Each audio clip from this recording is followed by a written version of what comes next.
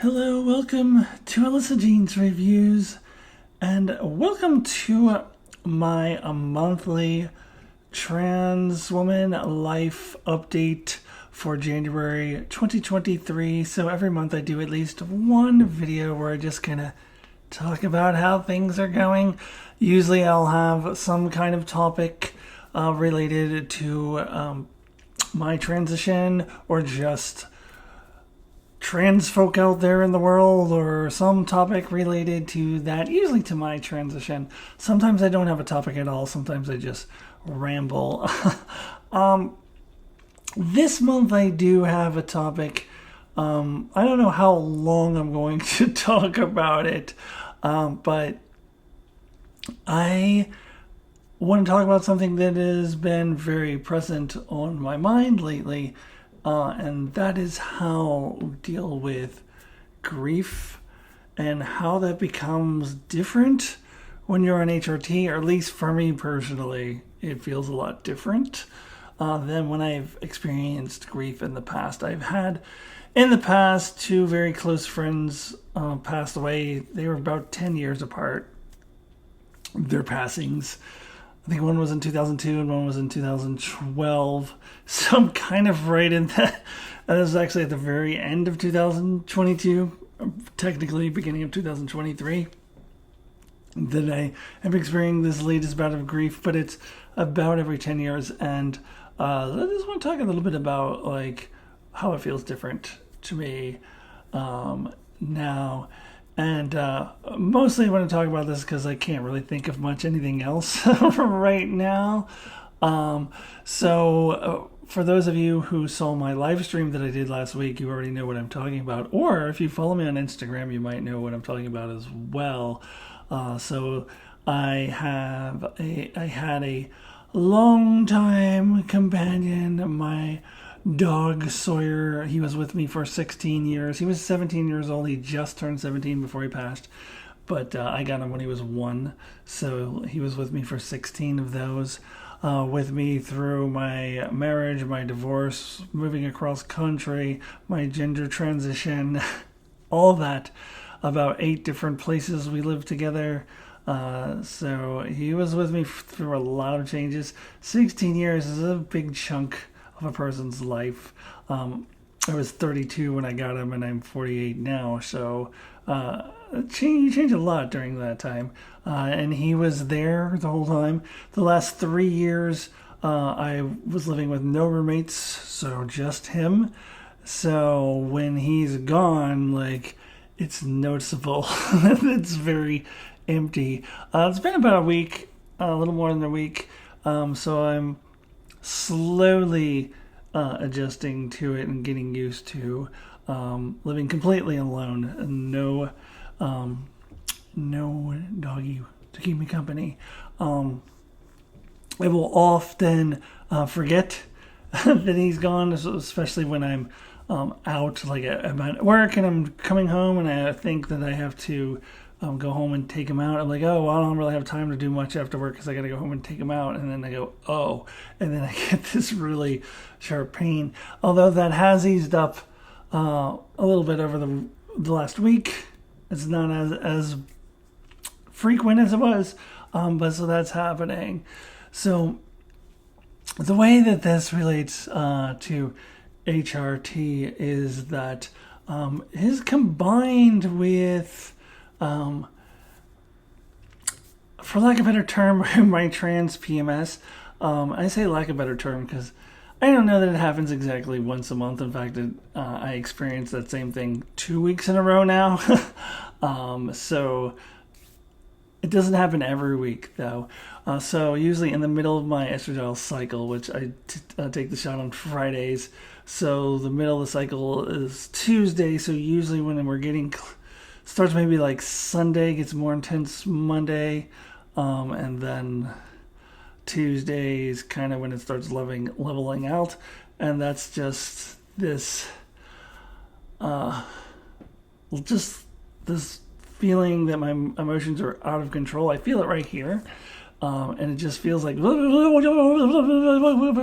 it just feels like all of my control over everything is just slipping away, and it takes everything in my power to maintain any sort of control over my emotions and not just completely, either cry, yell, scream, be angry, be sad, whatever.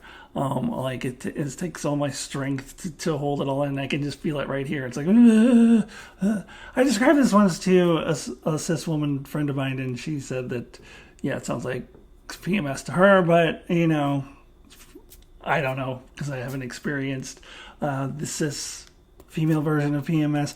I just know that this is the trans equivalent of, perhaps, and this is what I just described. That just happens normally, around every 3 to 4 weeks, although it did happen 2 weeks in a row. So that's just like normal. That's without anything else happening. And a couple weeks ago, like, 2 major things happened, happiness and sadness. So my brother and his wife, not the brother that you guys might know on YouTube, but I have another brother who's not on YouTube.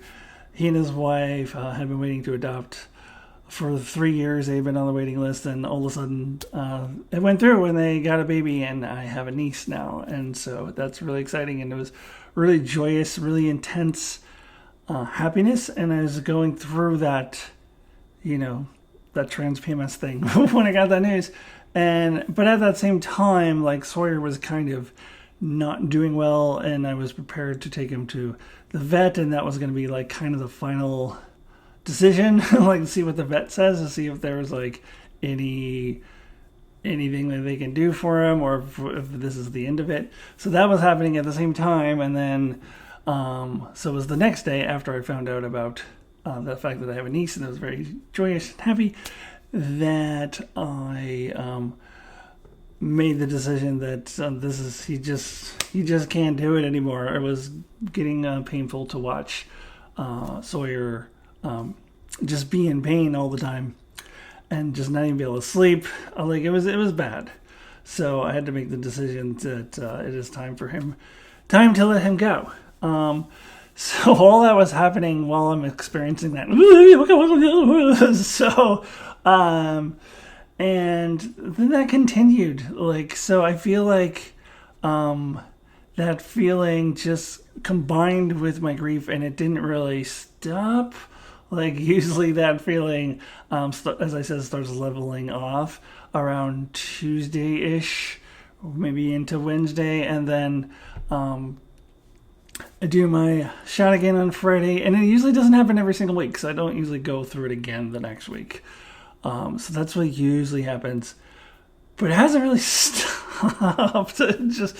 Now, there's been breaks here and there. There have been times where I feel okay, and I feel in control, and I'm feeling content. But those times are few and far between. So it hasn't been constant the whole time. I don't want to make it sound like it has been. But it overall has lasted longer than it normally lasts. And when I've experienced grief before, when I have lost really close friends, I don't know, it really, really hurt.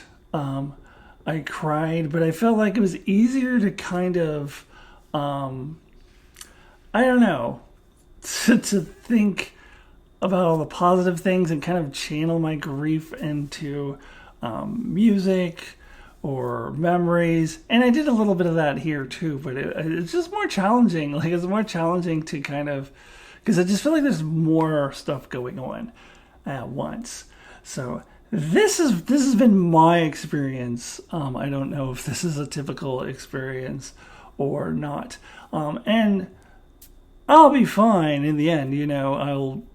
I expect that I'm planning to get another dog in June, because that's a good time. I'm a teacher, so it's a summer break and I get to be home. And I expect that by then, like, I will be emotionally moved on and ready for that. I wouldn't be ready to accept a new pet in my life at this moment, but I expect by then I will be. So I know that I will move past it, just as I always have when I've grieved before. So I'm not saying that it's like bad or terrible and I'm never going to get over it. I will. It's just different. It's just a different experience, is what I am finding out. But maybe that's just me. I did want to give one other HRT update. So one thing I do know is that at least my estradiol levels are normal now. I've spoken in the past about how they had to switch me to estradiol valerate, which is a more concentrated version of the estradiol. And they could not figure out the right dose for me. So they started me with 0.25 milliliters. And then my estrogen levels, my estradiol levels were through the roof, like danger of blood clots, all that stuff. And then they lowered it to 0.1. And then my estradiol levels were super low, like lower than they've ever been since I started transitioning. And then they increased it to 0.15, and that seems to be the magic number for me. So that's good. At least I know that that's not an issue. Like that's all level. So that's good. But yeah, just experiencing grief on HRT is different. And it would be hard regardless. I mean, you know, I know society likes to look down upon, you know, connections to animals. Like, oh, it's just a pet. You're fine. No, he was a part of who I am for 16 years. And he was my only companion in my apartment for the last 3. I didn't live with anyone else. So, yeah, it's hard. So it's hard. I'll be fine. But it's definitely an interesting experience, while also simultaneously going through that estrogen, like whatever you want to call it. PMS is not really a great term for it, but that thing that I go through. Anyways, I'm getting repetitive and rambly, so I will go ahead and get out of here. So I know this wasn't the happiest and brightest videos that I ever done, but thanks for watching. I hope it was interesting to you in some way, shape, or form. I'll be back to do another one of these next month. Not sure what the topic will be. Probably something a little brighter, but maybe not, you know, because it's a dismal world for us trans folk right now, so who knows what the topic will be. So join me next month for that, and if you're into my nerdy stuff like Star Trek reviews, I got all that stuff up, and I am going to be reviewing Star Trek Picard next month, so check out all that, and I'll see you real soon. Goodbye.